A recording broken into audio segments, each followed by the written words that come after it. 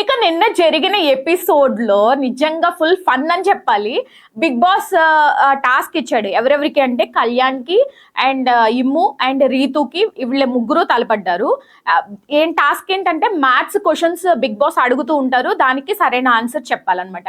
So దీంట్లో భాగంగా కనీసం ఒక్క దానికి కూడా రీతు ఆన్సర్ ఇవ్వలేదు. ఒకవైపు ఇమ్ము కళ్యాణ్ పోటాపోటీగా ఆడుతుంటే రీతు మాత్రం నిజంగా చెప్పాలంటే 13/13 ఎంత అని అడిగితే 13 అంటూ కళ్ళు చెదిరిపోయే ఆన్సర్ ఇచ్చింది. ఇదంతా చూసి చివరికి సంచాలక డిమాండ్ పవన్ 2/2 ఎంత అని రీతును అడిగితే 2A అంటూ మళ్ళీ ఫ్యూజులు ఎగిరిపోయేలా జవాబిచ్చింది. ఇదంతా చూసిన తర్వాత ఆడియన్స్ కి అయితే నవ్వు ఆపుకోలేకపోయారు.